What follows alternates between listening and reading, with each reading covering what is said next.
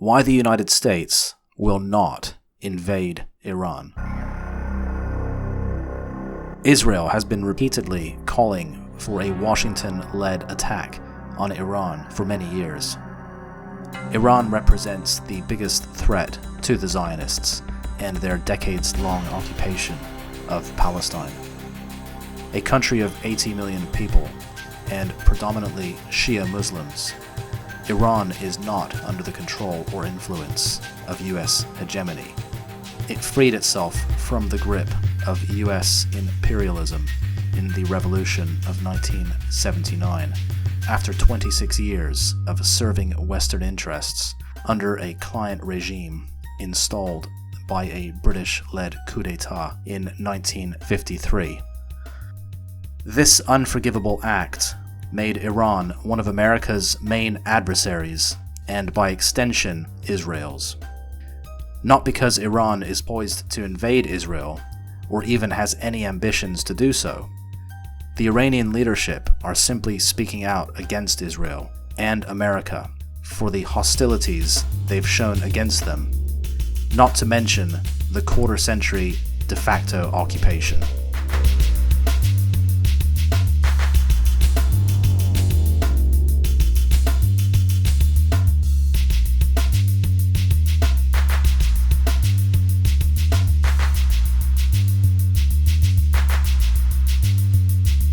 Ever since the revolution, DC and Tel Aviv have been attempting to take down the Iranian regime.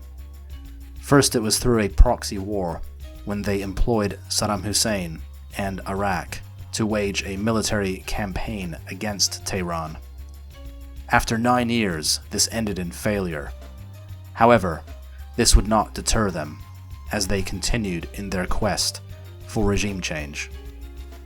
They've tried everything: sanctions, color revolution, assassinations, sabotage, and a never-ending smearing campaign through the Ministry of Propaganda, also known as the media, which includes Hollywood. 45 years later, and the Iranian regime still stands, much to the frustration of DC, but even more so in Tel Aviv. Not only has Iran survived nearly half a century of every type of regime change strategy you can think of, but they're stronger than ever with a very large standing army and an arsenal of highly advanced weapons. And more importantly, ballistic missiles that can reach any target in the Middle East, but more specifically, Israel. With every attempt at toppling the Tehran government ending in failure, Israel is becoming more desperate and is all but demanding an all-out American-led assault on Iran.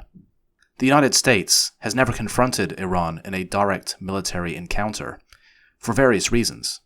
First of all, this would require either a land invasion into Iranian territory or a naval engagement in Iranian territorial waters.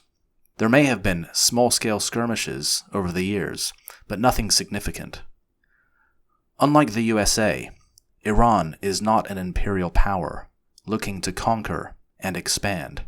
Therefore, Tehran will never attack American forces unless attacked first, let alone outside of their own territory.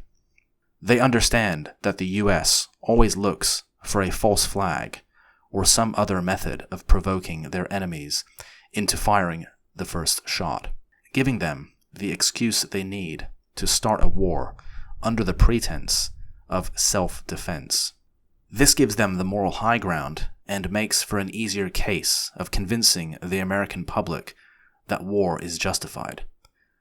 Iran understands this and thus will make every effort not to be enticed, as we saw with the assassination of Soleimani. Despite recent assassination attempts, political sabotage, and outright destruction of infrastructure, Iran has not fallen for the bait and remains calm. This will be infuriating the warmongers in DC and Tel Aviv because they are running out of options. So, Mr. President, hit Iran and hit them now and hit them hard. Refineries on our target list that he should look at sinking the Iranian Navy if they attack shipping again. Iran, if you escalate this war, we're coming for you. With no reverse gear, they will soon be forced to commence direct hostilities against the regime through airstrikes or even a land invasion, which they know will not be effective. Yemen, which is a fraction the size of Iran, managed to survive almost a decade of airstrikes, sanctions, and blockade. It is the poorest country in the Arab world and is geographically exposed from all directions. So let's look at a land invasion of Iran. Realistically, this could take place from only Iraq or Pakistan. A coastal invasion, although theoretically possible, is out of the question, as Iran has the capacity to sink the entire landing force before it even reaches the coast. So a D-Day style landing is simply not going to happen. A land invasion would require at least 500,000 frontline infantry, supported by thousands of armored vehicles and artillery. Even if DC were able to convince Iraq and Pakistan to be used as a launch pad, the invading battle formations would get bogged down in a quagmire of Iran's extensive defensive systems. Not to mention, Iran would unleash the full force of its military. The Iranian Air Force would also pose a huge threat to the invaders. The rugged terrain also favors the defender. Iran is covered in mountain ranges and rocky deserts. Anti-tank weapons, ambushes, and Iran's own air force would wreak havoc on the advancing Americans and whichever allies they'd managed to bribe or blackmail into joining them. Casualties would be so high, the American public would quickly demand an end to the war, assuming that they could even be convinced to go to war in the first place, which is highly unlikely.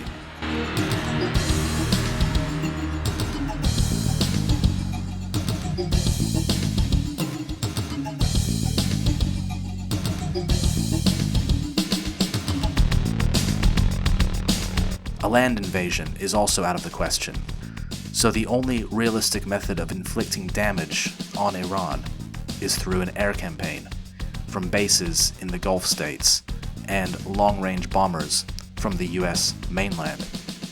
Even aircraft carrier strike groups would be ineffective due to Iran's hypersonic anti-shipping missiles, forcing the Navy to remain out of range and thus unable to contribute to the battle. Iran's missile arsenal has effectively neutralized the US Navy without even firing a shot.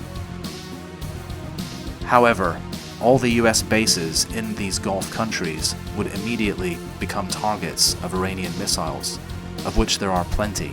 These bases are all less than 300 kilometers from Iran, placing them well within range, and they would all be destroyed.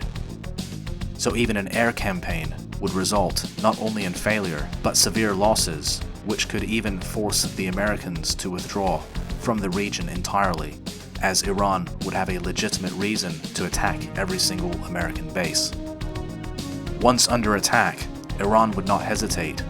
They would no doubt unleash extremely aggressive and relentless attacks, causing the total destruction of all US military facilities, forcing America into a humiliating retreat from the Middle East. Iran has already demonstrated their capability to strike far and precise with their surgical missile attacks in Iraq and Syria, when they successfully eliminated a team of Mossad agents and their Kurdish collaborators in Erbil, northern Iraq. Although Iran is not in any kind of formal alliance with Russia or China, in reality they would receive direct military support, not in the form of manpower, but munitions and material. Other than trade and logistical interests, both Russia and China have political and military reasons for preventing an Iranian defeat, as this would mean US presence on Russia's southern flank and cause serious disruption to China's BRI project. Should the US provoke a response from Iran leading to the destruction of US military installations in the Gulf, forcing Washington to vacate the region. The political ramifications would be enormous, both domestically and internationally. The image of American military might and prestige would be forever destroyed, leaving the U.S. exposed as nothing but a paper tiger. American power would be so severely diminished that it would not only encourage every militant force opposed to, and until this point restrained by the threat of U.S. military force, to take action, from Kosovo to Africa. In other areas of the Middle East, where resistance groups have already been operating offensive maneuvers, such as in Syria and Iraq, there would be an increase in attacks as these groups apply more pressure in their efforts to expel U.S. forces. Assuming that these bases had not already been evacuated due to the relentless drone attacks since October 2023. America's enemies will be emboldened to take a more direct approach in striking not only American targets, but American allied targets, such as the Gulf states, if they continue to act as American proxies, such as dropping bombs on behalf of the U.S. and Israel. These states may find themselves exposed as their security insurance policy has become null and void, leaving them at the mercy of America's enemies after decades of treacherous collaboration. There may even be revolutions or military coups and a new Arab Spring. Many countries will regime change themselves, including Egypt and Jordan. With the U.S. absent from the Middle East, Israel will not last long and wither on the vine as each artificial ally of the Zionist occupation disappears, leaving Israel completely isolated. The U.S. will continue supporting its masters in Tel Aviv by any means necessary, but this will become untenable as Hezbollah will almost certainly increase its attacks and Syria will make a move on the Golan Heights. And by this time, Egypt may even turn on the Zionists, by which time there will be a complete collapse of this artificial state and settler colonial project. The window of opportunity for an all-out war against Iran is now firmly closed. The best chance America had was when DC still occupied Afghanistan and Iraq with large numbers of infantry and armored vehicles. Even then, it is unlikely such a war would have ended with an American victory, for the reasons mentioned previously. Iran is simply too hard of a nut to crack by conventional means of warfare. As we can see, the tripartite alliance of the US, the UK, and Israel, also known as the Atlanticist power bloc, is rapidly losing its position and influence not only in the region, but globally. All their wars are ending in failure or going terribly wrong. At home, their domestic populations are in rebellion with a rise in awareness and a complete lack of trust in the corporate media. The ruling class is losing the information war, as they are on the physical battlefield, and with no way of reversing this trend, their grip on power is slipping. After more than 100 years of playing world police under the guise of a moral crusade to save humanity from tyranny in favor of liberalism, and leaving a trail of death and destruction in their wake, the Anglo-American project of forcing freedom upon the world is coming to an abrupt conclusion.